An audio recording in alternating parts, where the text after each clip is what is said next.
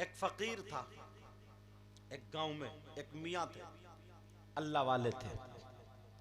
उस गांव की एक औरत ने खाना बनाया और खाना बनाने के बाद उसने सोचा लाओ ये खिचड़ी की प्लेट मियाँ को दियो।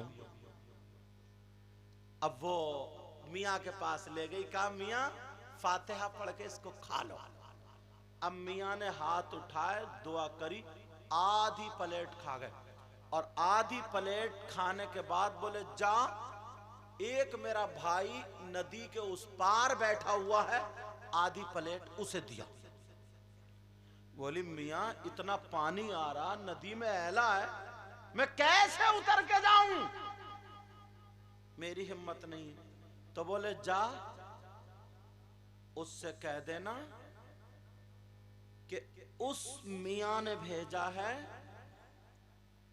ए नदी तू मुझे रास्ता दे दे, उस मियाँ ने भेजा है जिसने अभी तक अपनी बीवी को हाथ नहीं लगाया। और मियाँ के 4-5 बच्चे टहल रहे थे। अब वो औरत चक्कर में पड़ गई और औरत तो वैसे ही आधी चक्कर में रहती।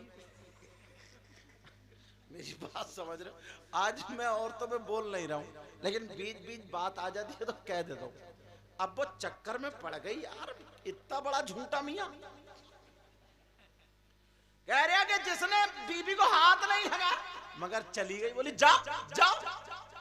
अब नदी से बोली ओ नदी, पानी से बोली ओ पानी, मुझे रास्ता दे दे। वो फकीर मियाँ बैठे हैं, उन मियाँ ने भेजा जिसने अभी तक अपनी बीबी को हाथ नहीं लगाया।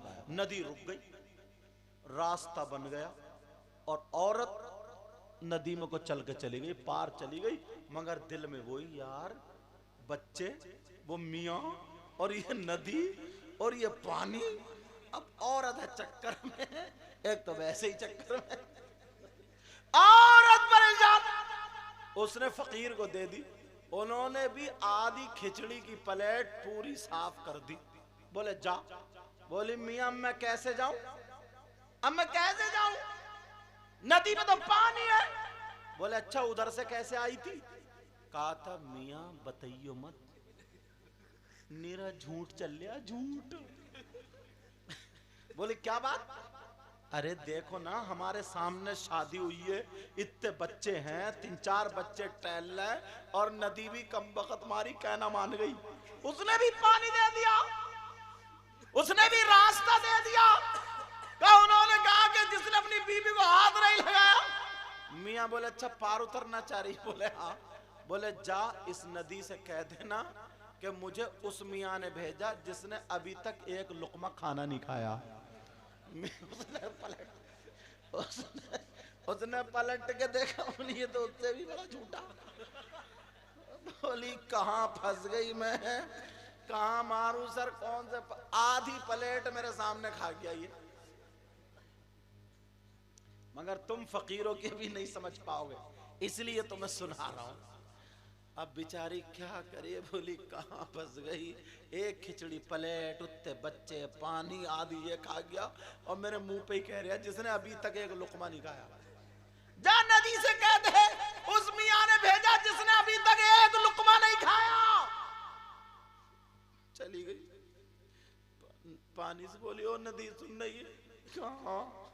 कहा उसने भेजा है उस मियाँ ने जिसने अभी तक एक लुकमा नहीं खाया, वो उसने भी रास्ता बना दिया।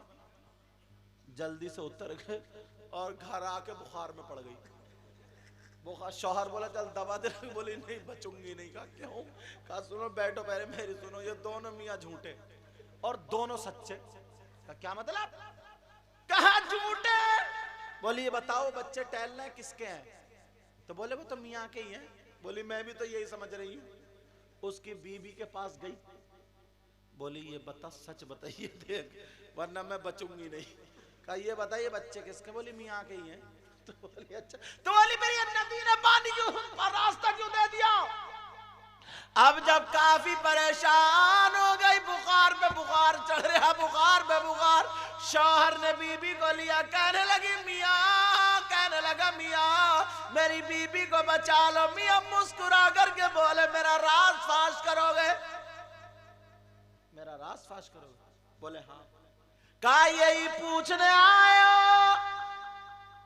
कि ये बच्चे किसके हैं? कहा सुनो हम अल्लाह वाले अगर शादी करते हैं तो अपने नफ्स के लिए नहीं करते, हम खाते हैं तो अपने नफ्स के लिए नहीं खाते हैं। मैंने अपने नफ्स के लिए अभी तक अपनी बीबी को हाथ नहीं लगाया, सुन्नत रसूल समझ के शादी की थी, उसी में ये बच्चे हो गए। तो आधे सर का दर्द तो ठीक हो गया। बोले सही कह रहा हूं, लेकिन वो जो आधी प्लेट खिचड़ी वो तो सामने ही खत्म हुई है। तो वो बोले पार जाने की जरूरत नहीं है, मैं ही बता देता हूं। कहा उसने आज तक कभी अपने पेट के लिए नहीं खाया, अपने नफ्स के लिए नहीं खाया। अगर कोई दावत पेश करता है तो सुन्नत रसूल समझ के खा लेता है, इसलिए उसने कभी अपने नफ्स के लिए नहीं खाया, रसूलुल्लाह को राजी करने के लिए खाया, इसलिए नदी पे पानी पे हुकूमत है। तो अल्लाह वालों का मामला समझ में जल्दी नहीं आता। एक बुजुर्ग ने लिखा था, जुनैद बगदादी ने गालिबन लिखा था कि झूठ बोलो, हराम खाओ, बीबी को तलाक दो और मां के ऊपर लेटो तो तुम जन्नती बनोगे। चारों बातें गलत हो रही हैं। झूठ बोलो, अपने उन्होंने मुरीद को तलकीन की थी का झूठ बोलो, हराम खाओ, बीबी को तलाक दो, छोड़ दो और मां के ऊपर लेटो, तब जाकर के तुम जन्नती बनोगे, वरना नहीं। अब ढूंढता फिर ढूंढ, मैंने पढ़ा तो बताया। मैंने कहा हराम खाओ इसका मतलब ये गुस्सा आ जाए तो खा जाओ, समझ गए? झूठ बोलो, नेकी करो और लोगों से कहो मैं बहुत बड़ा गुनाहगार हूं। ये नरम नरम गद्दे, ये बिस्तर, ये है बीबी, और चटाई और जमीन है मां। उन गद्दों को छोड़ दो और मुसल्ले पे आ जाओ, चटाई पे आ जाओ, तब जाकर के तुम जन्नत के रास्ते पर आओ। फकीरों की जो नजरें होती है ना अल्लाह वालों, इतनी है, जब मैं पढ़ता चला जाऊं ना तो छोड़ोगे नहीं। अगर तुम किताबें पढ़ोगे तो ऐसी ऐसी बात में बात मिलती चली जाए। हजरत बायजीद बुस्तामी, एक बात बता दो फिर खत्म, तवज्जो बता दूं, वो भी थोड़ी चटपटी है, बताता हूं फिर खत्म। हजरत बायजीद बुस्तामी की दुआ बहुत कबूल होने लगी, जो भी आए उसका काम बन जाए, जो भी आए उसका। तो कुछ लोग जो बुस्ताम के थे ना गांव के, उनकी बस्ती को कहने लगे अरे यार हम मस्जिद में गए हमें नहीं मिला, हमें तो सब कुछ इन्हीं से मिलता, हमारे यही खुदाएं यही सब कुछ। ये उनके जहन में बात आई। उन लोगों के वो मिलने के लिए तो मुशरिक हो रहे थे। तवज्जो रखना, रमजान का महीना था। हजरत बायजीद बुस्तामी ने क्या किया, एक रोटी पे सब्जी रखी और बाजार में दोपहरी में घूम घूम के खाते फिर रहे हैं। जितने लो हम इसे मियां समझ रहे थे, ये तो अलग निकला भाई, ये तो रमजान में ही खाता फिर रहा, ये तो गड़बड़ है। अपनी तरफ से हटा दिया, अल्लाह की तरफ लगा दिया। जो खादिम था कहने लगा हुजूर बनी बनाई इज्जत खत्म हो गई। का क्यों? का सरकार ऐसे ऐसे मामला हो गया। हुजूर मैं बचपन से रहता हूं मगर मैंने कभी कोई कदम आपका गलत नहीं देखा, आपने ऐसा क्यों किया ये पूछना चाहता हूं। कहा बेटा मैंने इनके दिल के हालात पढ़ लिए थे, ये नियत करके आ रहे थे कि अगर आज हमारा काम बन गया तो हम इन्हीं को खुदा मानेंगे, इन्हीं को सब कुछ मानेंगे, यही तो ये मुशरिक हो जाते। मैंने इनका ईमान बचाया, मैंने इसलिए ये अपनी तरफ से इनको हटाया। अब जानबूझ के रोजा तोड़ने वाला या तो 2 महीने के पैदर पे रोजा रखेगा, या 60 मिस्कीनों को खाना खिलाएगा, या एक गुलाम आजाद करेगा। तो बेटा गुलाम का जमाना है नहीं, 60 मिस्कीनों को खाना खिलाने के लिए है नहीं, 2 महीने के रोजा रख लेंगे, हम छुट जाएंगे और इनका ईमान भी बच जाएगा।